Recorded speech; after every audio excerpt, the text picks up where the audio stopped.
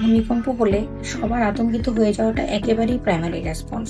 যেহেতু আমরা কেউই জানি না ভূমিকম্প কখন হবে, কিন্তু আমরা ভূমিকম্প হলে কি করব আর কি করব না সেটা নিয়ে আমরা কিছু কথা বলতে পারি। প্রথমে আমরা জানবো যে ভূমিকম্প হলে আমরা যেটা করব না সেটা হলো যে একেবারেই আতঙ্কিত হয়ে নিচে দৌড় দিব না বা দৌড়ে পালাবো না, বা চেষ্টা করব যে আমরা নিচে দৌড়ে সিঁড়ি বেয়ে যাব না। আর দ্বিতীয়ত হলো কখনোই লিফট ব্যবহার করব না। যদি বাসায় থাকা হয় তাহলে চুলার যদি যে গ্যাস ওভেন থাকে সেটা বন্ধ করে দেওয়া হবে, এসি বন্ধ করে দেওয়া হবে। তার পাশাপাশি যেগুলো আমরা করব সেটা হলো যে যদি বাসায় থাকা হয় যার যার অবস্থান থেকে পিলার বা খাটের নিচে বা একটা টুলের নিচে যেখানে আমরা থাকি আমাদের নিরাপদ অবস্থানে আমরা ওইখানে বসে যাব। আর দ্বিতীয়ত ব্যাপার হলো যে যদি আমরা বিছানায় থাকি তাহলে কি করা হবে, বালিশ দিয়ে আপনার পিলোর যে ইয়াটা আছে সেটা দিয়ে আপনার মাথাটা ঢেকে দিবেন।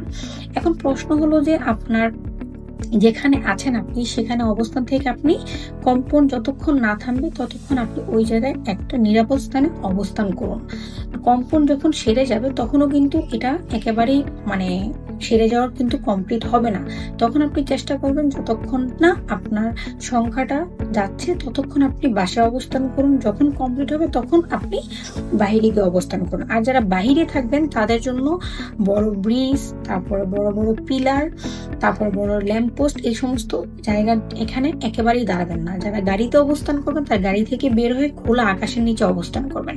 যারা একেবারেই বাইরে থাকবেন তারা সবাই চেষ্টা করবেন বাহিরে গিয়ে একটা নিরাপদ অবস্থানে খোলা আকাশের নিচে বা খোলা জায়গায় দাঁড়িয়ে অবস্থান নেওয়ার জন্য। এই সমস্ত জিনিসগুলো আমরা ভূমিকম্প হলে করব। আর কিছু কিছু জিনিস আমরা ভূমিকম্প হলে করবো না, যেটা আমরা অলরেডি বলেছি। এখন ভূমিকম্প হলে আতঙ্কিত হওয়াটা স্বাভাবিক, কিন্তু না আতঙ্কিত হয়ে আমরা কি কি প্রাইমারি ভাবে আমরা পদক্ষেপ নিতে পারি সেটা নিয়ে আজকে কথা বলা হলো। নেক্সট ভিডিওতে ভূমিকম্প নিয়ে আমরা আরেকটা ভিডিও বানাবো, সেটা নিয়ে ডিটেলস আলোচনা করা হবে। থ্যাংক ইউ সবাইকে, আল্লাহ হাফেজ।